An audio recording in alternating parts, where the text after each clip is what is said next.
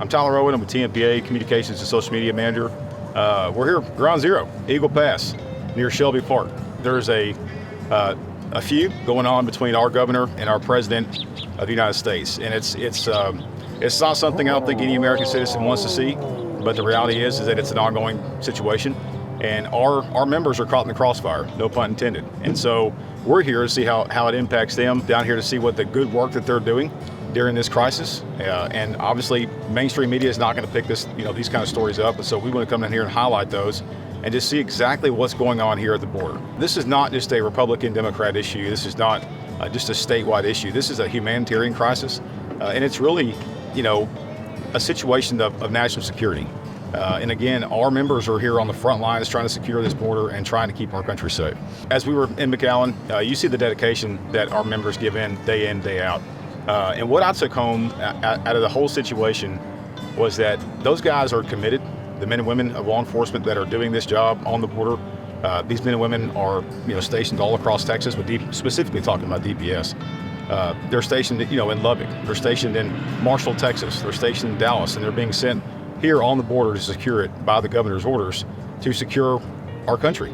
The emotional toll, they're strong, and they're going to lean on support just like TMPA gives, and so we're here to make sure that we do that.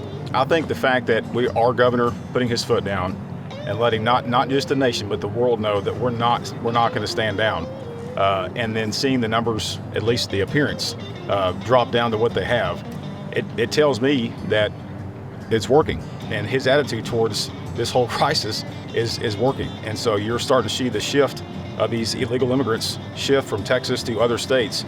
And so there needs to be some leadership at the national level.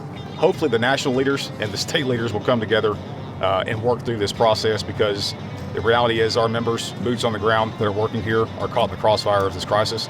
And so we hope for resolution soon. What's done is done.